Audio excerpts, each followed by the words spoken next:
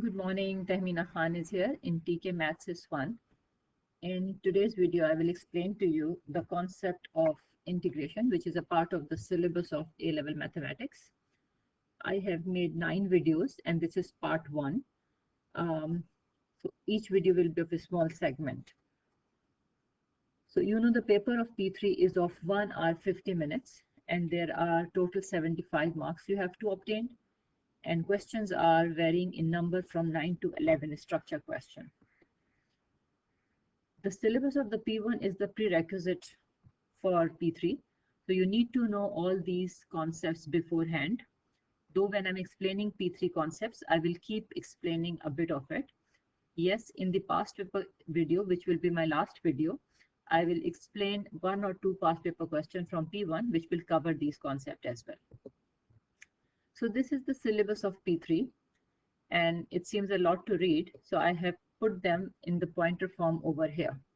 So my videos will explain to you the integration of a polynomial function, which is you have done in P1 as well, integration of exponential function, trigonometric function, and this is a special type of integration, we will see that one.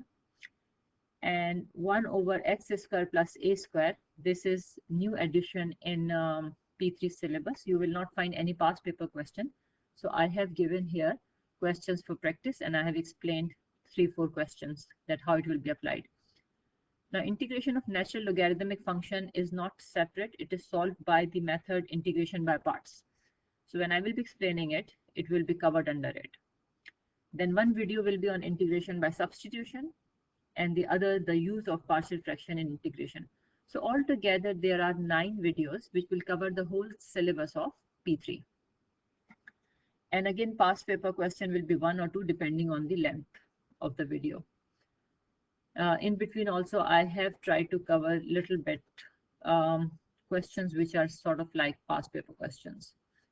So each video will include the concept of the explanation of the concept definitely, and then I will solve those questions while I'm explaining it, and there are few solved questions which will be given to you for try it yourself. So you can put video on hold, pause over there, try it yourself and then see the solution.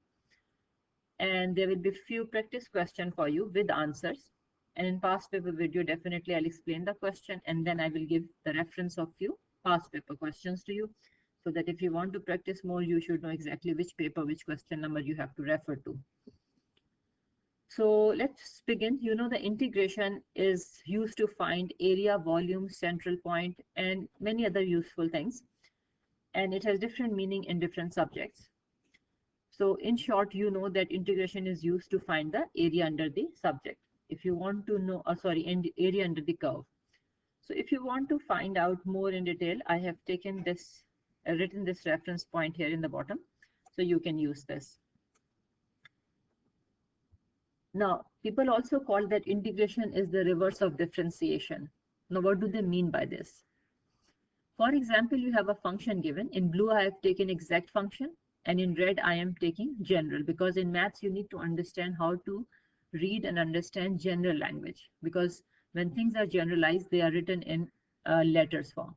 So if you have a function given and you differentiate it, and then you get another function, which is the differentiated function, right? For example, I have taken 2x cubed plus 4. If I differentiate it with respect to x, it will be 6x squared, right?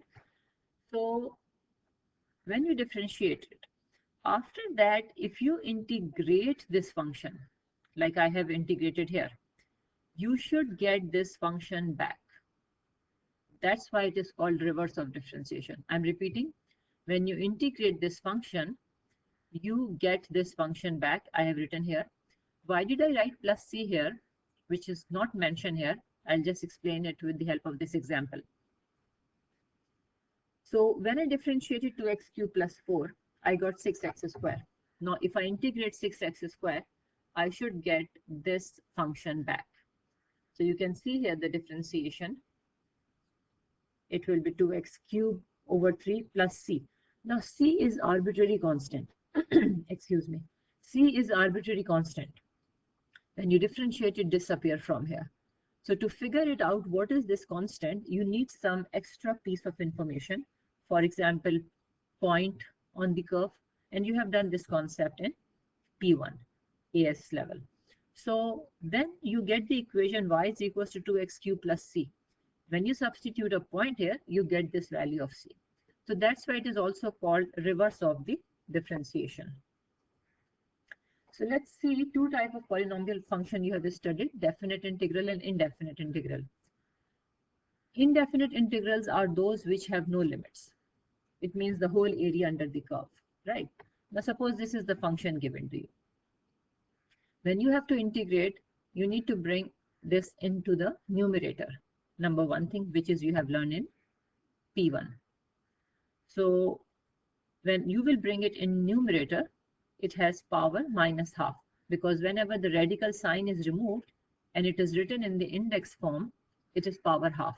So when this term will go in the numerator, it will become minus half. Now,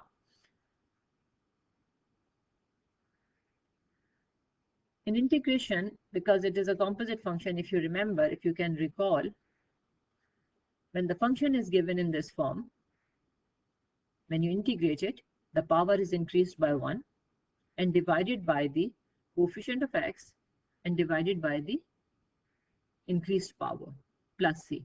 So this is a general integration of the composite function. This type of function is called a composite function. So now here the power is minus half. I will add plus half here, and then I will divide by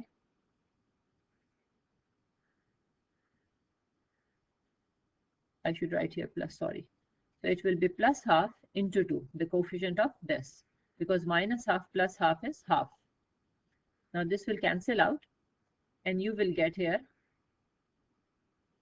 root 2x minus 1 plus c. Now plus c I told you because it is indefinite integral, so you have to find this out, this particular value.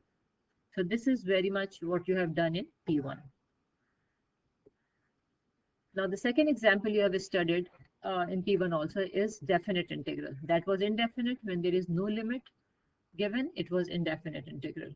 Now for definite integral, you are given limit. Now suppose you have to integrate this. At a glance, it looks like a fractional form. This is numerator, this is denominator. There are ways to solve it, but there are particular questions to solve by that method, which we will study in integration by parts or by substitution, we will see. So in this case, you will solve it by this method, a reverse step of, you can say, LCM. So this term will be written under each term, right? First of all, you are just simplifying. You see, this symbol is still here. I'm not removing this symbol. Why? Because I have not integrated it yet. I'm just simplifying the function which is given to me. You remove this symbol once you integrate it. So now, after that, I have cancelled this out. This cancels out with this, and I've taken this in the numerator. So it will have power minus half. Still the symbol is here because I have not integrated it yet. Now you see the symbol of integration is gone. Why? Because I have integrated the terms. So 2 will become 2x.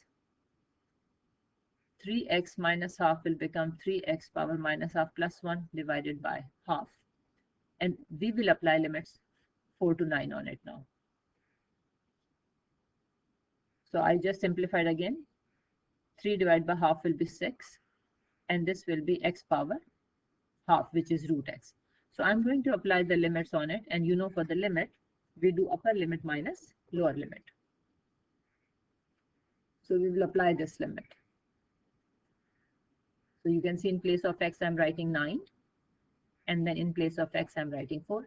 Simple calculation, you can use calculator and get the answer.